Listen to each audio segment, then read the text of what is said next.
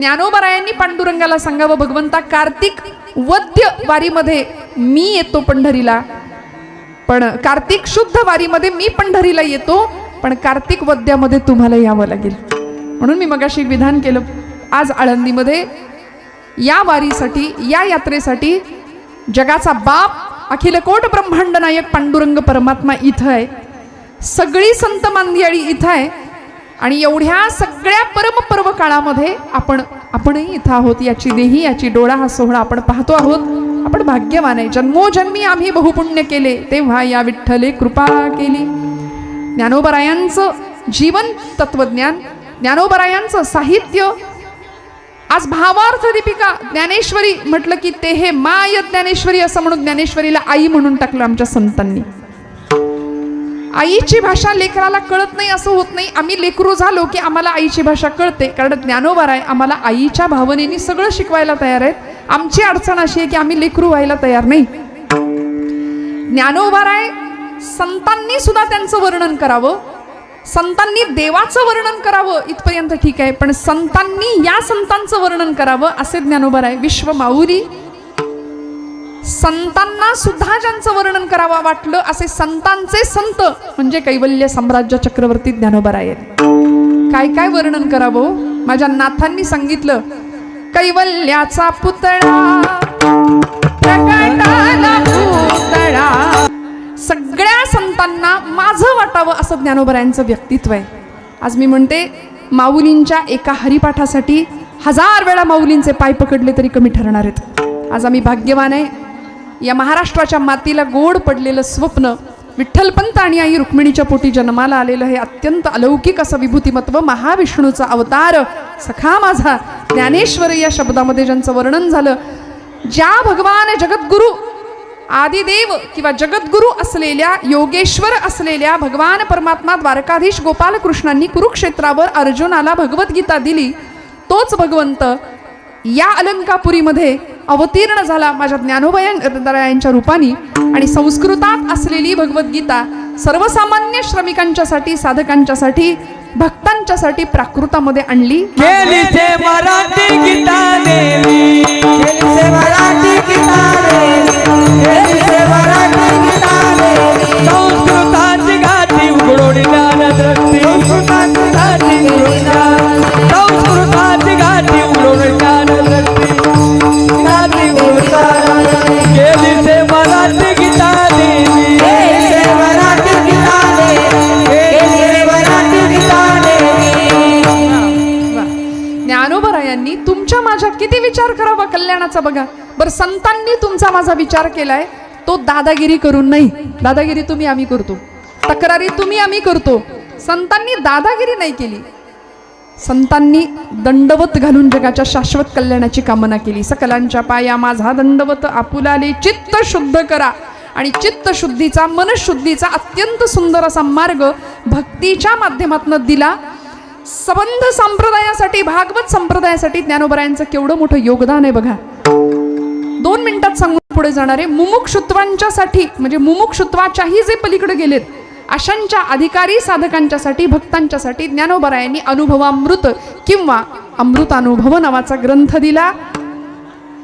साधकांच्यासाठी भावार्थ दीपिका म्हणजे ज्ञानेश्वरी नावाचा अप्रतिम ग्रंथ. चांगदेव 65 असेल, अनेक विरहिण्या असतील, अनेक गवळणी असतील, असंख्य अभंग असतील. आणि श्रमिकांच्यासाठी, साध्या भोळ्या वारकऱ्यांच्यासाठी, निष्ठावान साधकासाठी रोजची म्हणजे त्रिकाल संध्येमध्ये जे येतं असा हरिपाठ नावाचा अत्युत्कृष्ट असा अध्यात्माचा अर्क सांगणारा ग्रंथ ज्ञानोबरायांनी सहज सुलभ सोप्या शब्दामध्ये तुमच्या माझ्याकरता दिला. अनंत उपकार आहेत.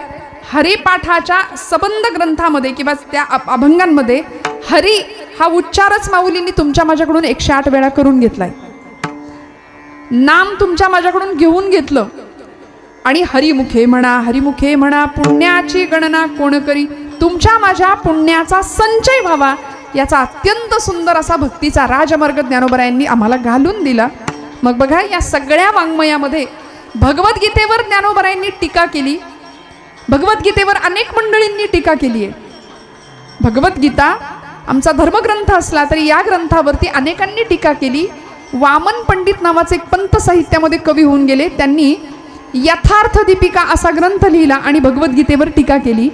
आता त्या ग्रंथाचं मुखपृष्ठ सुद्धा बघायला मिळत नाही.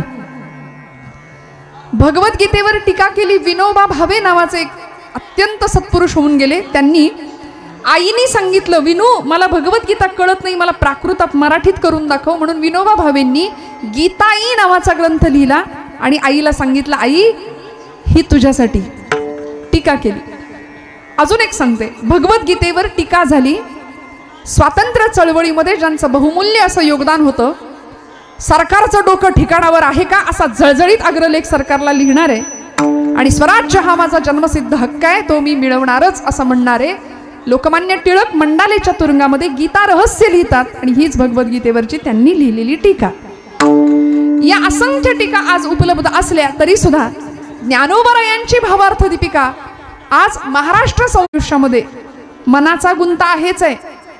पण या सगळ्या गाठी सुटाव्यात, या सगळा गुंता बाजूला व्हावा आणि निर्लेप अवस्था व्हावी, निरामय जीवन, स्वच्छ शुभ्र अवस्था जीवनाला प्राप्त व्हावी, याकरता भक्तीच्या एका अत्युच्च शिखरावर पोहोचलेल्या ज्ञानोबरायांनी आपल्याला आलेला अनुभव, आपल्याला आलेली अनुभूती आणि जीवनाचं पूर्णत्व कुठल्या शब्दामध्ये मांडावं असा विचार केला आणि जीवनाला आलेलं पूर्णत्व पांडुरंगाजवळ ज्ञानोबराय या अभंगातून मांडतात. प्रथम चरणाप्ताना सुद्धा फुल्याचा आणि सुगंधाचा प्रत्यय आला का नाही. गोड चाल, गोड चाल, अत्यंत सुंदर. इवलेसे रोप लावियले द्वारी, त्याचा वेलू गेला गगनावरी. बघा, ज्ञानोबरायांनी स्वतःचं हृदगत, स्वतःचं मनोगत, स्वतःला आलेली पूर्णानुभूती व्यक्त केली. जीवन अपूर्ण आहे, जीवाला पूर्णत्वाचा ध्यास आहे, जीव अपूर्ण आहे आणि पूर्ण ब्रह्म आहे. वेदांनी सांगितलं, ओम पूर्णमद पूर्णमिदं पूर्णात् पूर्णमुदच्यते पूर्णस्य पूर्णमादाय पूर्णमेवावशिष्यते. तानपुरा चालू राहिला बरं वाटेल मला. त्यामुळे असा पूर्ण ब्रह्म असलेला परमात्मा, त्या ब्रह्माच्या अनुभूती करता जीव अखंड तळमळतोय. बघा, वास्तविक सगळे जागे राहताय ना, ऐकू येत आहे सगळ्यांना माझं. खूप महत्वाचा मुद्दा म्हणते, जीवाला पूर्णत्वाची ओढ आहे. जीवाला काय व्हायचंय म्हणाले, जीवाला देव व्हायचंय. जीव अपूर्ण आहे, त्याला पूर्ण व्हायचंय. पण देवाला प्राप्त करणं हे जीवाचं साध्य नाहीये. जीवाला देव आधीपासूनच प्राप्त आहे. देव प्राप्त करण्याची वस्तू नाहीये, देव ओळखण्याची वस्तू आहे. देवाला प्राप्त करता येत नाही हे माझं नाही, तुकोबरायांचं म्हणणं आहे. उदकाचे तरंग तरंग उदकाचे अंग, उदकाचे तरंग तरंग उदकाचे अंग, तरंग उदकाचे अंग, तैसे तुम्हा आम्हा झाले एकी एक सामावले. तुकोबराय म्हणाले, उदक म्हणजे पाणी, पाण्यावर आलेला तरंग हा पाण्यापासून वेगळा असतो का? किती गोड सांगितलं. उदकाचे तरंग तरंग उदकाचे अंग, तैसे तुम्हा आम्हा झाले एकी एक सामावले. पाण्यापासून जसा पाण्याचा तरंग वेगळा नसो, तसा शिवरूपी बिंबापासून जीवरूपी प्रतिबिंब हे वेगळं नाहीये. आम्ही एकच आहोत. जीवाशिवाचं ऐक्य ज्ञानोबराय अनुभवतात आणि ती अनुभूती तुम्हाला मला प्राप्त व्हावी म्हणून परमेश्वर प्राप्त करायचा विषय नाही, परमेश्वर आहेच आहे, आमच्यात आहेच आहे, फक्त तो ओळखायचा विषय आहे. आणि तो ज्या दिवशी ओळखला जातो त्या दिवशी आलेली अनुभूती विलक्षण असते, झालेला आनंद विलक्षण असतो. म्हणून ज्ञानोबराय म्हणतात, पारमार्थिक भक्तीचं एक छोटंसं रोप माझ्या हृदयामध्ये लावलं गेलं. इवलेसे रोप लावियले द्वारी. पण झालं असं, मी केलेली भक्ती भगवंता तुझ्या कृपेने इतकी फुलली, इतकी फुलली, इतकी फुलली. माझ्या ध्यानीमनी नाही, पण या रोपाचा वेल गगनापर्यंत गेला आणि भगवंता तू आकाशव्यापी आहेस. महाराजांनी त्याचं व्यापकत्व सांगितलं.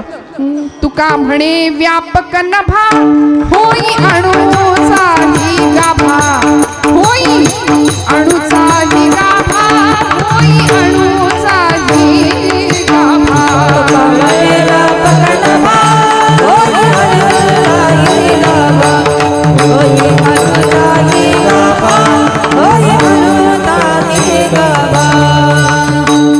विभूती योग, त्या योगामध्ये भगवंतांनी अर्जुनाला दिलेलं दर्शन. अनंत रूपोदर भक्त नेत्रम पश्चामि त्वां सर्वतोऽनंत रूपम नान्तं न मध्यं न पुनस्तवाद्यं पश्यामि विश्वेश्वर विश्वरूपम. भगवंताला आदी नाही, मध्य नाही आणि अंत नाही, असा अखिल कोट ब्रह्मांडाचा तो नायक. त्याला त्याचं दर्शन घेण्याकरता अर्जुनाला दिव्य चक्षु आदी प्रदान करावे लागले. असा तो भगवंत आहे, अखिल कोट ब्रह्मांडाचा नायक आहे. मग असा मोठा असलेला व्यापक असलेला भगवंत त्यांनी स्वतःचं व्यापकत्व भक्ताला देऊन टाकलं. माऊली म्हणतात माझ्या हृदयात असलेलं भक्तीचं रोप त्या रोपाने एवढं मूळ धरलं आणि माझी भक्ती इतकी फुलली, इतकी प्रफुल्लित झाली की त्याचा वेलू गेला गगनावरी मोगरा. फुले वेचिता बहरू कळी असे. आणि हा जो ॲटिट्यूड आहे तो बघा ना काय सुंदर आहे. वाजवा ना गोड टाळ्या वाजवा यांच्यासाठी. वा वा, स्वतःच्या मस्तीत आहेत मस्त महाराज. गोड छान सेवा. त्यांना त्यांचं कौतुक करतो हेही माहिती नाही. माणसाने असं असावं, नाही तर आम्ही लगेच आमची मान लगेच कशी. माणूस स्तुतीप्रिय आहे हो, पण अंतःकरणातलं बालपण कधी संपू नये म्हणतात ते याकरता. त्याला काहीच माहिती नाही आता काय सुरू आहे, त्यांच्या त्यांच्या मस्तीत आहेत. वा, गोड चाल महाराजांनी गायली. मोगरा फुलला मोगरा फुलला फुले वेचिता बहरू कळी असे आला. थोडक्यात विवेचन सांगणार आहे. ज्ञानोबरायांचं चरित्र आपण जाणता मंडळी. इवलेसे रोप लावी आले द्वारी. ज्ञानोबरायांच्या अंतःकरणामध्ये भक्तीचं एक सुंदर असं स्फुल्लिंग निर्माण होण्याकरता, अर्थात तो अवतार आहे महाविष्णूचा, पण तरी सुद्धा विठ्ठलपंत आणि आई रुक्मिणीची काय प्रतीक्षा होती, काय तपश्चर्या होती. अनंत जन्मीचं पुण्य पदरी आलं आणि ज्ञानोबराई कैवल्य साम्राज्य चक्रवर्ती उदित झाले, अवतीर्ण झाले आणि गर्भात प्रविष्ट झाले रुक्मिणी आई साहेबांच्या. आज आळंदीमध्ये जसं पंढरपूरला आपण म्हणतो लावण्याचा पुतळा आहे, अजून कुठला पुतळा आहे? राजस सुकुमार मदनाचा पुतळा, रवी शशिकळा लोपलिया, राजस सुकुमार मदनाचा पुतळा, राजस सुकुमार मदनाचा पुतळा. तिकडं विटेवर मदनाचा पुतळा आहे, लावण्याचा पुतळा आहे. आळंदीमध्ये मोक्षाचा कैवल्याचा पुतळा आहे. कैवल्याचा पुतळा प्रगटला भूतळा. अवतीर्ण झाले, प्रकट झाले आणि ज्ञानोबरायांचा यंदाचा सप्तशतकोत्तरी सुवर्ण महोत्सवी वर्ष आपण भाग्यवान आहे. आपण पाहतोय उघड्या डोळ्यांनी, आनंदाने हे क्षण अनुभवत आहे. ज्ञानोबरायांच्या 750वी जन्म परंपरा, जन्म उत्सव सुरू आहे सबंध महाराष्ट्रभर, आळंदीमध्ये, सबंध जगभरात. आणि या समाधी सोहळ्याच्या निमित्ताने आपण सगळे इथं एकत्र आहोत. पण रुक्मिणी आईच्या पोटी आणि विठ्ठलपंतांच्या पोटी हे विभूतिमत्व किंवा अलौकिक भगवंताचा अवतार जन्माला आला. काय आनंद असेल हो, काय आनंद असेल. पण जन्म झाल्याबरोबर आणि हे तीनही देव जणू काही, ज्ञानेशो भगवान विष्णू, निवृत्तीर भगवान हरः, सोपानो भगवान ब्रह्मा, मुक्ताख्या ब्रह्मचित्कला.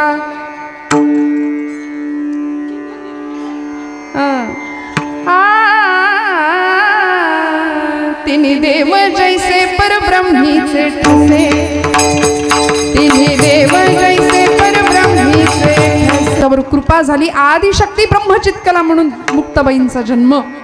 विठ्ठलपंतांच्या आणि रुक्मिणी आई साहेबांच्या पोटी ही 4 रत्न महाराष्ट्राच्या या मातीमध्ये ज्यावेळी जन्माला आली ना, भगवंताला सुद्धा किती आनंद झाला असेल हो. तिथी सुद्धा अशीच निवडली होती अष्टमीची. जो काळची तिथी भगवान परमात्म्याने निवडली होती त्याच दिवशी ज्ञानोबरायांचा जन्म आहे. इतका आनंद व्हावा, आपण वाट्याला काय आलो. जगाने संन्याशाची पोरं म्हणून विटंबना केली.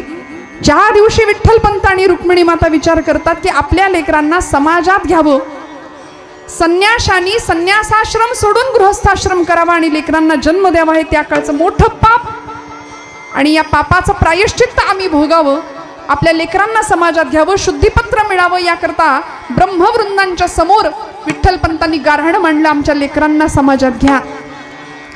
ब्रह्मवृंदांनी सांगावं लेकरांचं नंतर पाहू, आधी तुम्ही दोघांना एकच प्रायश्चित्त, ते म्हणजे देहांत प्रायश्चित्त. दोघांनीही अर्ध्या रात्री सगळ्यांच्या मस्तकावर हात टेकवावा आणि निरोप घ्यावा. निवृत्तीनाथांना उठवून जाग केलं. नाथा, आपण मोठे आहात. नाथ संप्रदायाची दीक्षा आपल्याला प्राप्त झाली आहे. गहिनीनाथांचा कृपाशीर्वाद प्राप्त झालाय. आपली परंपरा साधी सोपी नाही. आदिनाथ गुरु सकळ सिद्धांचा मच्छिंद्र तयाचा मुख्य शिष्य. मच्छिंद्राने बोध गोरक्षासी केला. गोरक्ष वळला गहिनी प्रती. गहिनी प्रसादे निवृत्ती दातार आणि मग ज्ञानदेव सार चोजविले. अशी आदिदेवांची आपली नाथांची परंपरा, ती तुम्ही जपा. ज्ञानदेवाला, मुक्ताईला आणि सोपानाला सांभाळा असा आदेश मोठ्या बंधूला दिला. आणि आई आणि वडील दोघंही निघून गेले. मातेचं अंतःकरण काय पाझरलं असेल आपण कल्पना करू शकता. पाय निघत नव्हता, पण जड अंतःकरणाने पतीच्या मागे निघाल्या आणि एका पाठोपाठ एक डोहामध्ये उड्या टाकून दोघांनी आपलं आयुष्य संपवलं. दुसऱ्या दिवशी सकाळी सगळे उठले. आमच्या मुक्ताईनी निवृत्ती दादांना विचारावं, दादा माझी आई कुठे आहे? निवृत्ती दादा सांगतात, मुक्ते, आई देवाघरी गेली, ती रोजच जाते, आता येईल म्हणाले. पण कधीच न येण्याकरता आई बाबा देवाघरी गेले. एवढं ऐकलं, टाहो फोडला तीनही भावंडांनी. मुक्ताई आदिशक्ती ब्रह्मचित कला निवृत्ती दादांना विचारतायत, दादा आता तुम्हाला आई कुठली? निवृत्ती दादांनी रात्रभर सांभाळून ठेवलेले अश्रू ढसाढस फुटले, बांध फुटला आणि मुक्ताईला कडकडून मिठी मारली आणि सांगितलं, मुक्ते, आजपासून तू माझी आई. मुक्ताई, नमो मुक्ताबाई, त्रिभुवन पावनी, आद्यत्रय जननी देवांची ही. त्यामुळे या तीनही देवांची बहीण म्हणून जरी आली असली तरी माय म्हणून झाली. आणि या माय पित्यांचे, माता पित्यांचे किती सुंदर पांग फेडावेत या लेकरांनी. किती सुंदर जीवन जगून दाखवावं जगाला. जगाला हेवा वाटावा, पण जगाकडून होणारी पूर्ण विटंबना सहन करावी. कुठल्याही प्रकारची प्रतिक्रिया नाही. भूदेव, तुमचा निर्णय आम्हाला मान्य असं म्हणून एकाही क्षणाचा विलंब न लावता आई वडिलांनी प्रायश्चित्त घ्यावं. हजारो वर्षांच्या घराण्याची तपश्चर्या फळाला यावी आणि मग या लेकरांचा जन्म आहे. हे साधं सोपं नाहीये, साधं सोपं नाहीये. त्यामुळे ज्ञानोबा म्हटलं की आमचं हृदय का हेलावतं, माऊली म्हटलं की आमच्या अंतःकरणाला पाझर का फुटतो. विज्ञानाला पडलेलं कोड आहे महाराष्ट्राचं ज्ञानोबा आहे. म्हणजे अनेक वैज्ञानिकांनी समाधीचं गूढ उलगडण्याचा प्रयत्न केला, पण बुद्धी थकली.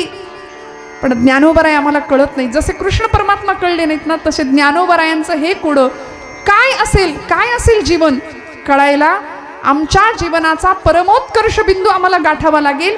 तोच आम्ही गाठावा असं ज्ञानोबरायांना वाटतं. म्हणून माऊलींना स्वतःला जो अनुभव आलाय तो आम्हाला सांगतायत. इवलेसे रोप लावियले द्वारी, त्याचा वेलू गेला गगनावरी. भक्ती करायला सुरुवात करा. भक्तीची एकदा का रुजवणूक झाली, अंतःकरणामध्ये भक्ती प्रफुल्लित झाली की हळूहळू हळूहळू ते बीजारोपण इतकं सुंदर होतं आणि त्याचा रोप, त्याची वेल तयार व्हायला सुरुवात होते. आमची अडचण अशी, आमचं लक्ष सगळीकडे आहे पण इकडं नाही. प्रपंच फार आवडीने आम्ही करतो, पण परमार्थाकरता आम्हाला वेळ नाही. येता का कीर्तनाला? कुठला वेळच नाही. जगातलं सगळ्यात मोठं खोटं वाक्य आहे, मला वेळ नाही. आणि ते दिवसातनं 10 वेळा आपण बोलत असतो. बोलतो की नाही खरं सांगा? वाचताय का 4 ओव्या ज्ञानेश्वरीच्या? कुठलं वेळच कुणाला आहे? इतका व्याप, इतकी धडपड असते, इतकी धावपळ असते. म्हणले आम्हाला अध्यात्मासाठी अजिबात वेळ नाही. आम्हाला आमचा श्वास ऐकायला वेळ नाही. आम्हाला थोडंसं आत डोकवायला सुद्धा वेळ नाही. ज्ञानोबरायांनी काय सांगितलं? वेळ द्यायचाच नाही. तरी गा तू ऐसे करी या 8 प्रहरा माझारी, मोटके निमिष भरी दे तुझा. निमिष शब्द वापरला. 21,600 वेळा एक मनुष्य म्हणजे निरोगी, बरं का, आयुर्वेद शास्त्र असं सांगतं की निरोगी मनुष्य एवढ्या वेळा श्वास घेतो. श्वासोच्छ्वास, श्वास घेणं आणि सोडणं 21,600 वेळा. मग आपण 21,600 राहू दे, 600 श्वास तरी रोजचे देवासाठी, माऊलींसाठी नाही. 200, 100. आपण 100 दिवसातनं एकदा देवाला आठवतो. आणि तेही कुठं काही बिघड झाला संसारात की देव आठवतो, एरवी नाही आठवत. म्हणून गावाला यायचं असेल तर देवाच्या गावाला यायचं असतं. आळंदी माऊलींचं गाव आहे. जाऊ देवाची या गावा, घेऊ तेथेची विसावा, घेऊ तेथेची विसावा, घेऊ तेथेची देशी विसावा देवा सांगू सुख दुःख देवा सांगू सुख दुःख देव निवारील भूक देवा सांगू सुख दुःख देवा सांगू सुख दुःख तुका म्हणे आम्ही बाळे या देवाची लढीवाळे माऊलींकडे लढीवाळ होऊन याल ना तर माऊलींचं प्रेम अनुभवायला मिळेल मंडळी. मी कुणीतरी आहे हा भाव बाजूला टाकला आणि लढीवाळ लेकरासारखे आम्ही ज्ञानोबांकडे धाव घेतली ना माऊलींचा अनुभव आल्याशिवाय राहत नाही. माऊलींचं चैतन्य स्पंदन आम्हाला जाणवल्याशिवाय राहत नाही. ज्ञानोबरायांनी आपल्या जीवनाला आलेला भक्तीचा बहर या एका फुलाचं उदाहरण दिलंय आपल्याला. मोगरा फुलला फुले वेचिता बहरू कळियासी आला. असं कधी वाटलं नाही का की ज्ञानोबरायांनी मोगराच का निवडला असेल, दुसरं कुठलं फुल का नाही निवडलं, दुसऱ्या कुठल्या फुलाचा उल्लेख ज्ञानोबरायांना का नाही करावा असा वाटला.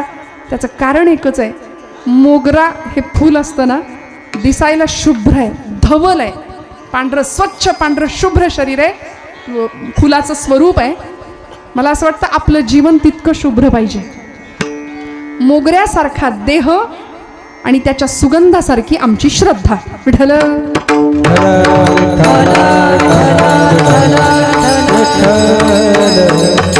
मोगरा कुणाला नाही आवडत, ज्ञानोबरायांना मोगरा आवडला. मन हा मोगरा अर्पुनीश्वरा मन हा मोगरा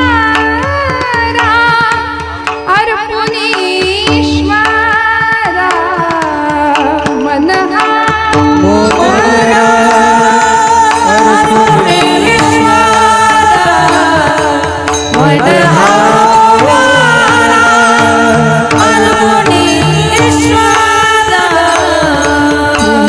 पुनरपि संसारा येणे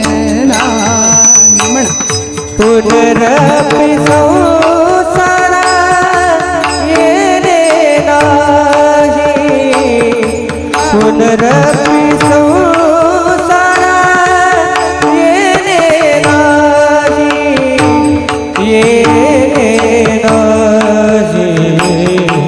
मन हा मोगरा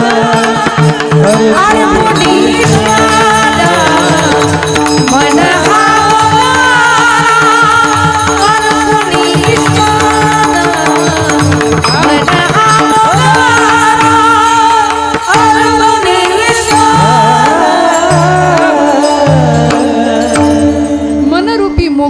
देहरूपी मोगरा कुठं व्हायचा, भगवंताच्या चरणावर व्हायचा. देह आमचा तितका शुभ्र आणि तितका पवित्र असावा, मोगऱ्यासारखी शुभ्रता तुमच्या माझ्या जीवनाला लाभावी. थोडक्यात काय, देव शब्दाचा अर्थ तुम्हाला सांगते. देव या शब्दामध्ये दिव नावाचा धातू आहे. सगळे जागे आहेत ना, महिला वर्ग आहे ना. देव शब्दामध्ये दिव नावाचा धातू आहे आणि दिव म्हणजे प्रकाश. दिव म्हणजे प्रकाश. अमृत अनुभवामध्ये अत्यंत सुंदर ओवीचा उल्लेख करून एक दृष्टांत दिला मामासाहेब दांडेकर. तो दृष्टांत द्यायचे. दृष्टांत असा आहे, एका गृहस्थानी मैत्री केली सूर्याशी. बघा, एका व्यक्तीने एका गृहस्थानी सूर्याला मित्र बनवलं. अर्थात तो मित्र आहेच आहे. पंचायतन पूजेमधली 5वी देवता म्हणून आदिगुरु शंकराचार्यांनी आपल्याला ती दिलेलीच आहे. रोज दिसणारा तो देव आहे, प्रत्यक्ष दर्शन आहे रोजचं. चमत्कार यापेक्षा वेगळा काय पाहिजे अजून. आपल्याला असं वाटतं हे चमत्कार वगैरे काही, अहो सृष्टीतला सगळ्यात मोठा चमत्कार आहे उगवणारा सूर्यनारायण आपण पाहतो. मी बऱ्याचदा असं म्हणते, आज हिंदू आणि भगवा याचा अनेकांना वावडा आहे, पण खरं सांगू का, भगवा हटावचे नारे लावतात की नाही. पूर्व क्षितिजावर सगळ्यात आधी भगव्या रंगाची उधळण होते आणि मग आमचा सूर्यनारायण येतो. हिम्मत असेल तर तो भगवा आधी हटवून दाखवा, मग भगवा हटावचे नारे आधी आपण करू शकता. मला म्हणायचं एवढंच, त्या सूर्यनारायणाशी त्या गृहस्थांनी मैत्री केली. बरं का, मामासाहेबांचा खूप सुंदर दृष्टांत. आणि तो गृहस्थ सूर्याला मित्र म्हणायचा. एक दिवस तो प्रवासाला निघाला आणि प्रवास करता करता करता एक बोगदा आला. रस्त्यावर बोगदा, टनेल आला आणि त्या टनेलमधून गाडी जात असताना त्याला अंधार जाणवला. त्याचा प्रवास झाला आणि परत तो सूर्याशी बोलायला लागला. म्हणाला, मित्रा, तू सूर्य, तू माझा मित्र आहेस, तू प्रकाश, तू आलास की प्रकाश येतो, पण तुझ्याशी मैत्री करून मला खरं तर काही फायदा झाला नाही असं वाटतंय.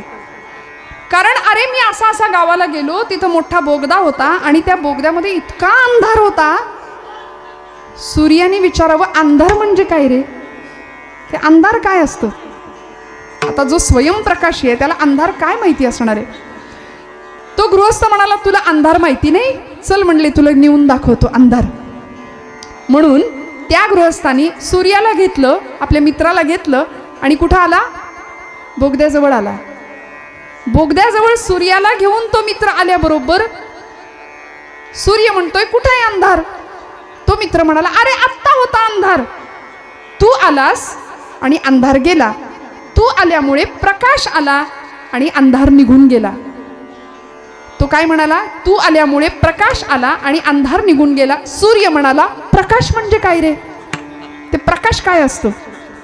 जो स्वयंप्रकाशी आहे त्याला प्रकाशाशी घेणं देणं नाही आणि अंधाराशी घेणं देणं नाही. माऊलींचं जीवन तसं आहे. सोहिरा म्हणे, ज्ञान ज्योती तेथे कैची दिवस राती, तया विण नेत्रपाती हलवू नको रे, हरिभजना विण काळ घालवू नको रे.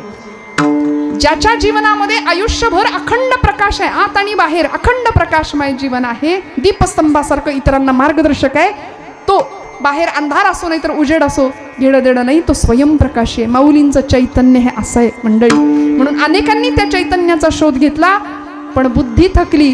पण ज्ञानोबर आहे आजही अहो, ज्यांचा स्पर्श त्या अजान वृक्षाच्या वाळक्या काठीला समाधी प्रसंगी लागला तर त्या काठीला पालवी फुटली. आणि आजही आम्हाला त्याला स्पर्श केला तरी ज्ञानोबरायांना स्पर्श केल्याचा जर भाव निर्माण होत असेल, आता हे कुणासाठी आहे? रेड्यामुखी वेद बोलवले, भिंत चालवली, हे सगळं बुद्धीचे फाटे फोडणाऱ्यांना पटत नाही, ते मानत नाही. ते म्हणतात असं कुठं असतं का? रेडा कधी बोलतो का? भिंत कधी चालते का? त्यांच्यासाठी ही आपली कीर्तनं नाहीच आहेत. त्यांनी आपलं बसतं स्वतःच्याच बुद्धीची कौतुक करत बसावं. पण ज्ञानोबारायांचे हे चमत्कार नव्हतेच मुळी, तो योग्यांचा राणा होता. मुक्ताबाईंनी वर्णन केलं, योगी पावन मनाचा, साहे अपराध जनाचा, विश्वपट ब्रह्मदोरा ताटी उघडा ज्ञानेश्वरा. किती आनंद आणि किती अधिकार व्यक्त करावा ज्ञानोबारायांचा. असे ज्ञानोबाराय मोगरा या फुलाची निवड करतात. सुगंधी आहे आणि शुभ्र आहे, म्हणजे दिसायलाही सुंदर आहे आणि तितकाच सुगंध आहे. काही फुलांना सुगंध असतो पण दिसायला छान नसतं, काही फुलं दिसायला सुंदर असतात पण सुगंध असतोच असं नाही. मोगरा हे फुल असं आहे की ज्ञानोबारायांनी त्या फुलाची निवड केली. भगवंताच्या चरणावर देहरूपी मोगरा अर्पण करावा. मोगरा फुलला भक्तीचं रोप इतकं वृद्धिंगत झालं, इतकं वाढलं, त्या वेलीला इतकी फुलं आली आणि फुले वेचिता कळी बहरास, फुले वेचिता बहरू कळी असी आला. इतका बहर वाढला की तो बहर संपेना. आपल्याकडं असलेलं झाड ज्ञानोबारायांचा मोगरा कसा आहे, त्याचा बहर कधी संपत नाही. फुलं उचलली की परत कळ्या येत आहेत, परत बहर येतोय. थोडं सोपं सांगते. बहर हा शब्द मराठी भाषेमध्ये उपरा असा एक त्याला पर्यायवाचक शब्द आहे. उपरा, एक उपरा आला की दुसरा उपरा येतो, एक उपरा काढला की दुसरा उपरा येतो.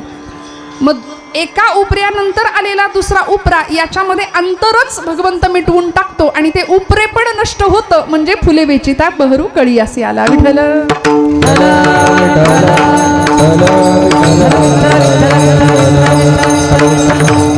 ते उपरे पण, ते परके पण भगवंतातलं आणि आपल्यातलं निघून जातं. फुले वेचिता बहरू कळियासी आला.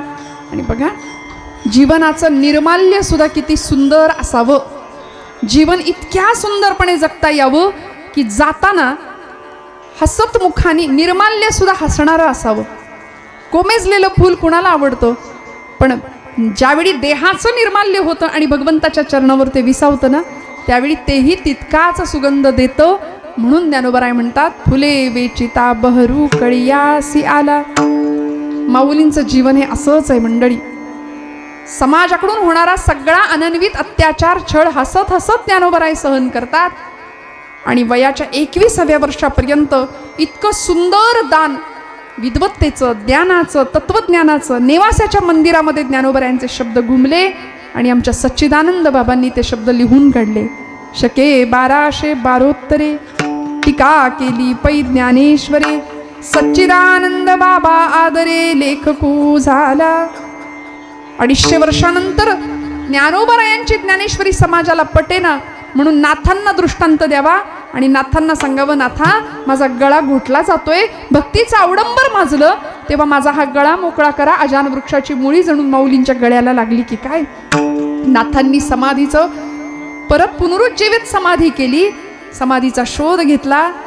माऊलींची ज्ञानेश्वरी पुन्हा एकदा सगळ्यांच्या समोर प्रतिशुद्ध स्वरूपामध्ये आणली. केवढे मोठे उपकार आहेत या संत मंदिराच्या आमच्यावरती. तुमच्या माझ्या आयुष्यामधला असाच सुगंध किंवा मोगरा जर फुलायचा असेल, तुमच्या माझ्या जीवनाला जर पूर्णत्व यायचं असेल तर ज्ञानोबरायांचं साहित्य आम्हाला हातात घ्यावंच लागेल. काळाची खूप मोठी गरज आहे.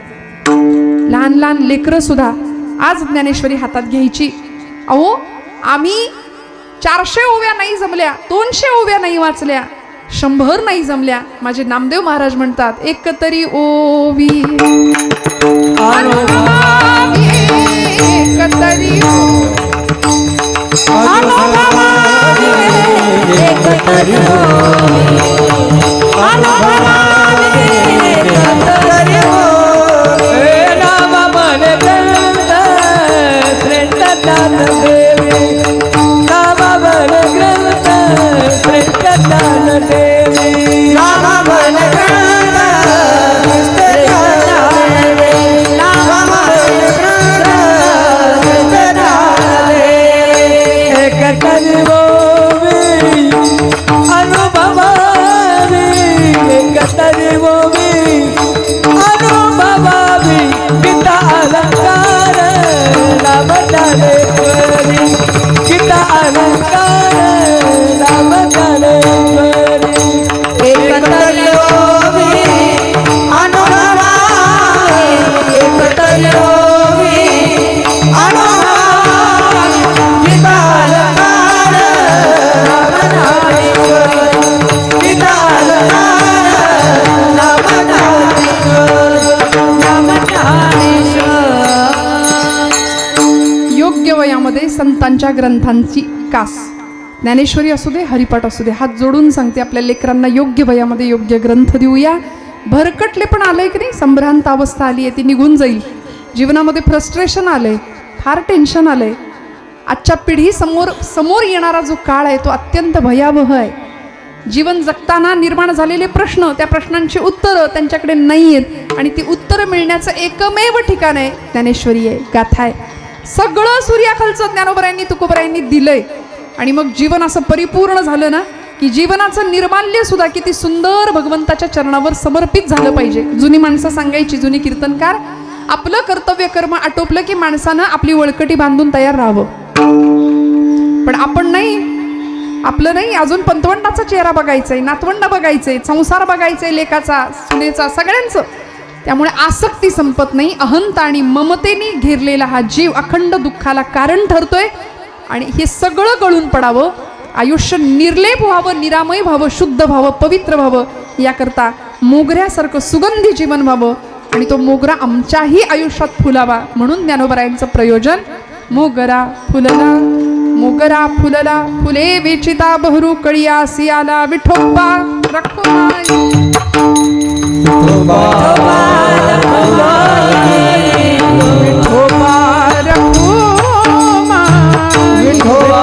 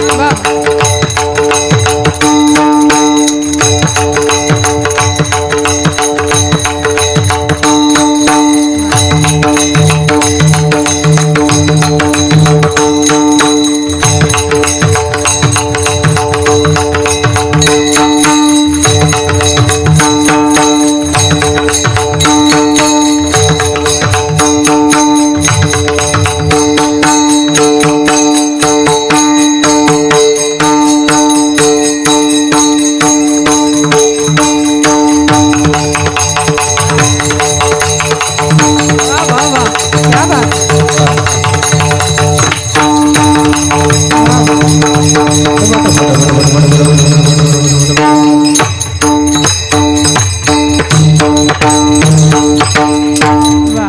क्या बात. जीवनाची तपश्चर्या पणाला लावायची आणि ही लेकरं इतकी सुंदर घडवायची, हे केवढं मोठं काम आहे. हे धर्मकार्य आहे, देवाचं काम आहे. महाराजांना कायम शुभेच्छा आहेत आमच्या. इवलेसे रोप लावियले द्वारी, त्याचा वेलू गेला गगनावरी. मोगरा फुलला, फुले वेचिता बहरू कळियासी आला. पूर्णत्वाला जाणारं जीवन किती धन्य होऊ शकतं, ज्ञानोबरायांच्या चरित्राकडं, ज्ञानोबरायांच्या व्यक्तिमत्वाकडे बघून आपल्याला वाटतं. सबंध साहित्य निर्मिती झाली, गुरुकृपेने जीवन पूर्ण झालं, निवृत्तीनाथांचा पूर्ण आशीर्वाद मिळवला, ज्ञानेश्वरीचं लिखाण झालं, नेवाशाच्या मंदिरात माऊलींचे शब्द घुमले, बाबांनी लिहून काढले, ज्ञानेश्वरी तुमच्या माझ्या घरात आली. पण आज जोपर्यंत आपण ज्ञानेश्वरीच्या सहवासात आणि माऊलींच्या सहवासात राहत नाही, तोपर्यंत आपल्या जीवनाच्या सुखी होण्याचे सगळे मार्ग संपलेले आहेत, लक्षात ठेवा. आपण साधा प्रवास करतो एसटीचा, तर आपल्याला कुठं बसावं असं वाटतं सांगा बरं. एसटी मध्ये बसायचं झालं तर आपण कुठे बसतो? पुढं बसायचा हट्ट असतो ना आपला. का? कारण मागे बसलो की सगळी आदळापट असते, धक्के असतात, दणके असतात. म्हणून आपण ड्रायव्हर पासून जेवढे जवळ बसू तेवढा आपल्याला प्रवास सुखरूप होतो. मग साधा एसटी ड्रायव्हरच्या बाबतीत हा विचार आपण करतो. या अखिलकोट ब्रह्मांड नायकाला आपण जगत चालक म्हणतो. जगाचं ड्रायव्हिंग त्याच्याकडे आहे, सगळी सूत्र तो हलवतोय. सर्व सत्ता तया हाती माझी की व काकुळती महाराज म्हणतात. सगळ्या सत्ताच, सगळ्या विश्वाची सत्ता त्याच्याकडे आहे. ऐसा तू समर्थ ब्रह्मांडाचा धनी. यद्भयात वाति वातो यम सूर्यस्तपदी यद्भयात वर्षति इंद्रो दहत्यग्निः मृत्युश्चरति पंचमः. सगळं त्याच्या सत्तेने चाले हे शरीरा कोणाची असते, चाले हे शरीरा कोणाची असते, चाले हे शरीर कोणाची असते, चाले हे शरीर कोणाची असते. हो चाले हे शरीर, चाले हे शरीर चाले हे शरीर चाले शरीर कोणाची असते, चाले शरीर कोणाची असते.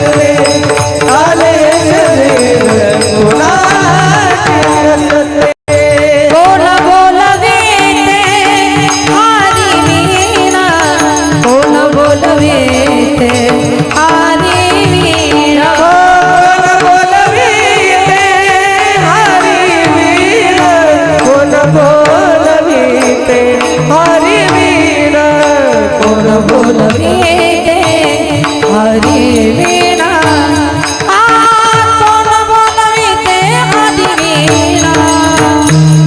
देखवी ऐकवी, एक नारायण, देखवी ऐकवी, एक नारायण, देखवी ऐकवी, एक नारायण, देखवी ऐकवी, एक नारायण.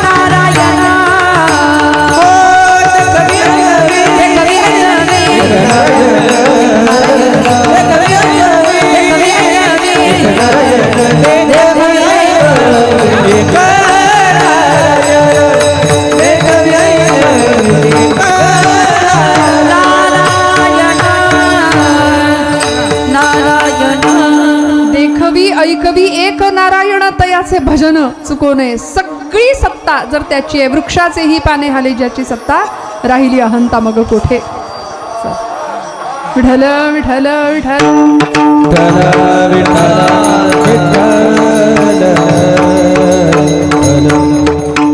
21 वर्ष ज्ञानोबराय आपलं सबंध कार्य करतात आणि पांडुरंग परमात्म्याला विचारतात, माऊली आता जायची इच्छा आहे, निघायची इच्छा आहे.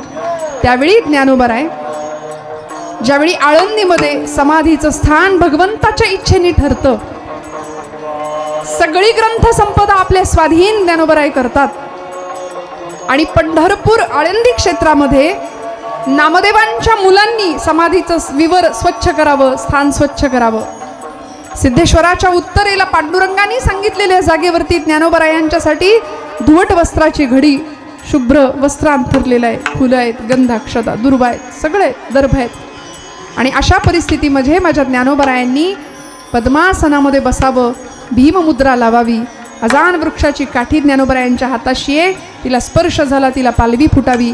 दोन्ही बाजूला समया प्रज्वलित आहेत आणि अशा वेळी स्वतः पांडुरंग परमात्मा आणि निवृत्तीनाथ दोघांनी माऊलींना हाताला धरून समाधी विवरामध्ये नेलंय, आतमध्ये बसवलंय. माऊलींच्या डोक्यावर फेटा आहे. मंडळी, आपण नेहमी पाहतो तो फेटा माऊलींना काशीत मिळालाय. अत्यंत सन्मानाने काशीतल्या अनेक विद्वज्जनांनी ज्ञानोबरायांना तो फेटा अर्पण केलाय. एवढंच नाही, त्या फेट्यावरती समाधी प्रसंगी आमच्या पांडुरंग परमात्म्यांनी तो मौक्तिक तुरा स्वतःचा काढून लावलाय ज्ञानोबरायांना.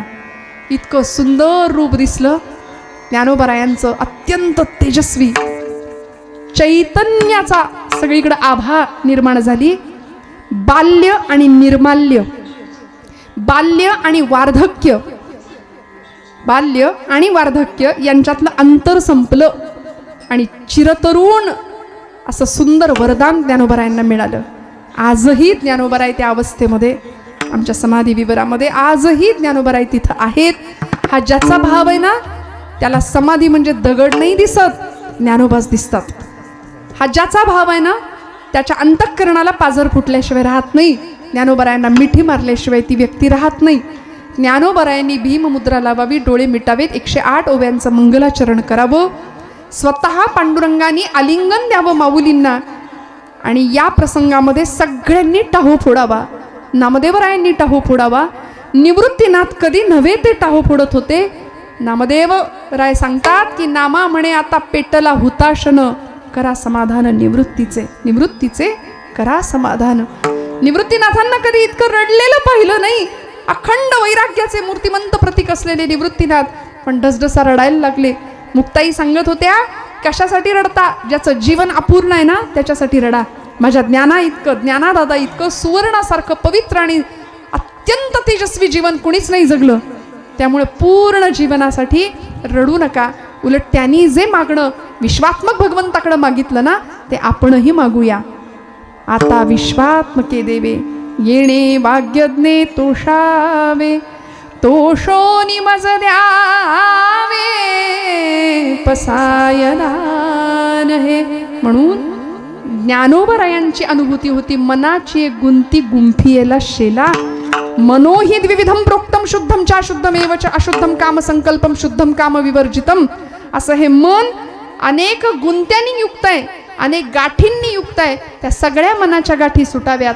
मन निर्विकल्प व्हावं, निर्विचार व्हावं आणि त्या मनाचा जणू काही शेला भगवंताच्या वरती अर्पण करावा. पण लक्षात आलं, देवा तू केवढा मोठा आहेस, तू एवढा मोठा आहेस की मी अर्पण केलेला मनरूपी शेला सुद्धा इतका मोठा झाला आणि भगवंता तुझ्यात माझ्यात भेद नाही निर्माण झाला. तू तुझं अस्तित्व किंवा तू तुलाच मला देऊन टाकलं. देव स्वतःला देऊन टाकतो आणि पांडुरंग परमात्म्याशी इतकी एकनिष्ठता, इतकी एकरूपता झाली की आता अद्वैत भक्तीचा साक्षात्कार प्राप्त झाला. तो तुम्हाला मला प्राप्त व्हावा याकरता ज्ञानोबरायांचा हा अभंग शेवटचं चरण. मनाची एक गुंती गुंफियेला शेला, बाप रखुमा देवी वरू विठ्ठलो अर्पिला, मोगरा फुलला, मोगरा फुलला. अतिशय सुंदर अशा भगवंताची सेवा करता करता ज्ञानोबरायांनी आपला देह, आपलं जीवन भगवंताच्या चरणावर समर्पित केलं आणि खऱ्या अर्थी त्यांची जी प्रतिज्ञा होती, जाईन गे मायेत या पंढरपुरा भेटेन माहेरा आपुलिया, कशा करता आले होते? अवघाची संसार सुखाचा करीन आनंदे भरीन तिन्ही लोक. ही प्रतिज्ञा घेऊन आले होते. सगळं काम पूर्ण केलं आणि आपल्या आईच्या जवळ ज्ञानोबराय नामा म्हणे आता लोपला तिन कर, बाप ज्ञानेश्वर समाधिस्थ या न्यायानी जीवनाची इतकी कर्तव्यता अनुभवली. आणि खऱ्या अर्थी मी मगाशी म्हटलं तसं जो बहर आहे ना, परमेश्वराची कृपा अखंड असते. तो बहर त्याचं प्रतीक आहे. परमेश्वराची कृपा ही सतत असते, ती न थांबणारी असते. तो कृपेचा वर्षाव अखंड वाहत राहतो. जसं आमच्या महाराजांच्या भाषेमध्ये आवर्तन, हे आवर्तन संपत नाही, संपणारं असतं ते आवर्तन नसतं. 16 मात्रांनंतर पहिल्या मात्रेवर येऊन थांबणं ही पूर्णता आहे जीवनाची. त्यामुळे हा जो बहर आहे ना आयुष्याचा, फुले वेचिता बहरू कळी असी आला. भगवंत कृपेचा बहर अखंड राहणारे देव आपल्याला आपल्यापासून वेगळं करणार नाही. ही अनुभूती, हा भाव आणि हा आशय म्हणणारा ज्ञानोबरायांचा हा अभंग, अभंगाचा व्यापक विस्तार आहे, अर्थ मोठा आहे. यथाशक्ती यथामती सांगण्याचा प्रयत्न केला. झालेली सेवा भगवंत चरणावर समर्पित करते. बोलत असताना काही वेडवाकडं गेलं असेल तर मोठ्या अंतकणाने क्षमा करा. सगळ्यांच्या हृदयस्थ परमात्म्याला वंदन करते. परमादरणीय पांचाळ गुरुजींच्या अत्यंत सुंदर अशा आग्रहाने आपल्या सगळ्यांच्या दर्शनाचा योग वाट्याला आला. मनापासून सगळ्यांना नमस्कार करून ज्ञानोबरायांच्या चरणी झालेली सेवा समर्पित करते. ज्ञानोबा माऊली तुकाराम, ज्ञानोबा माऊली तुकाराम. बोला तुकाराम, ज्ञानोबा माऊली तुकाराम, ज्ञानोबा माऊली तुकाराम, ज्ञानोबा माऊली तुकाराम, ज्ञानोबा माऊली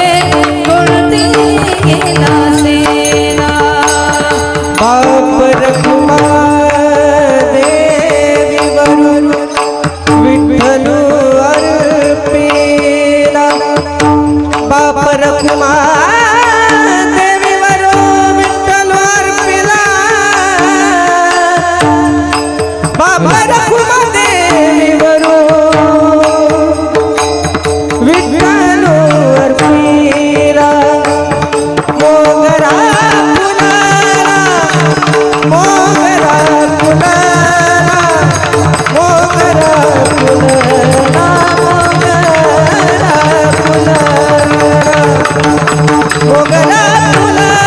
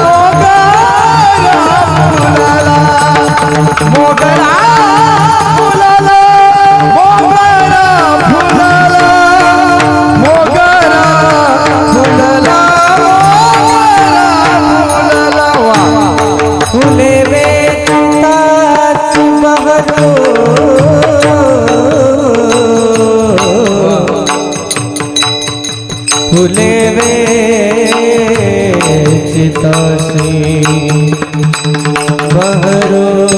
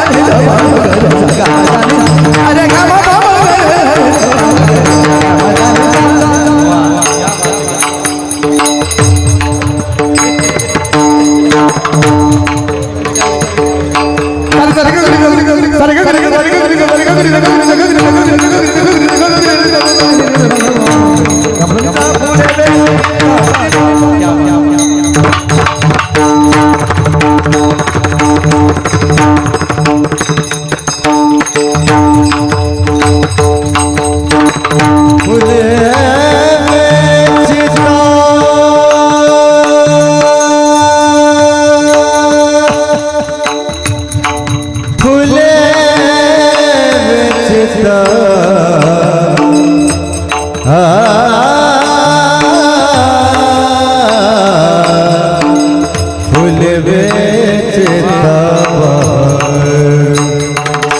फूल बेचता फूल बेचता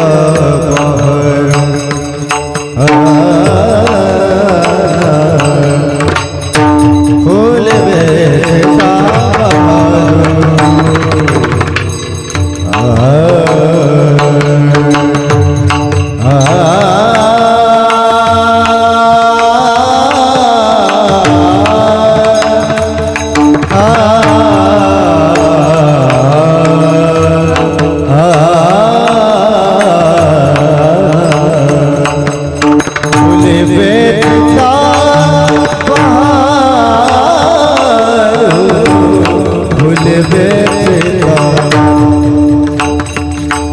बेचता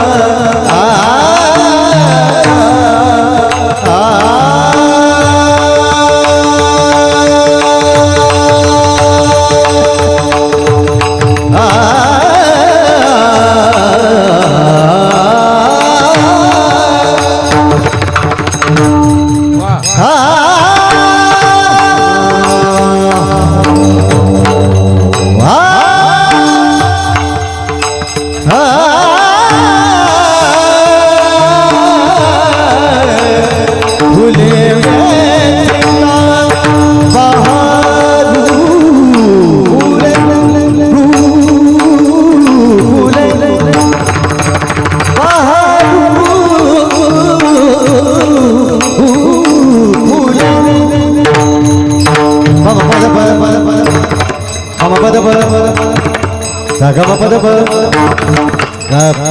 गप मपने धप मग रे ग धप मग रे ग सद सद रे स ग धप ग ग मदनि सनि ध ग मग मरि ध मध प ग प मरे मग सागरे नि रे स ध सरि स ध नि सरि स ध नि सरि स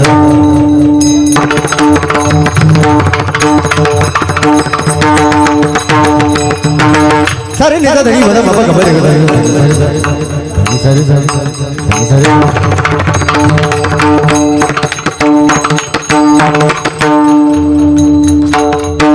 सरि सरि सरि ध नि ध पद प ग प ग प रे ग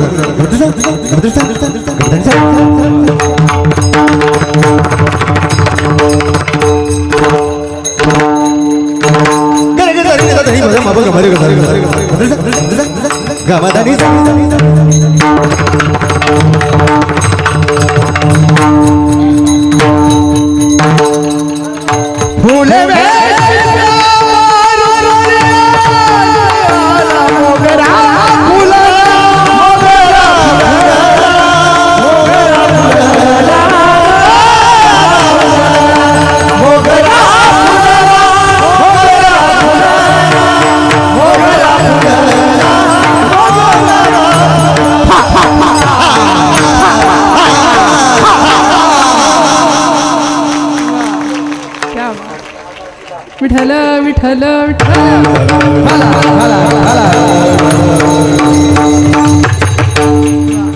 आता दादांनाही जरा बरं वाटलं थोडंस. तालमंथन गुरुकुलाला मनापासून धन्यवाद. सर्व संयोजकांना आयोजकांना मनापासून धन्यवाद. दोनही महाराज मंडळींनी भैरवीसाठी बरोबर उपस्थिती दाखवून अतिशय सुंदर कळसापर्यंत आमच्या कीर्तनाला घेऊन गेलात. त्यामुळे आपल्याही चरणी साष्टांग प्रणिपात. सगळ्यांच्या चरणी नतमस्तक होते आणि सेवा माऊलींच्या चरणी रुजू करते. ज्ञानेश्वर माऊली, ज्ञानराज माऊली तुकाराम.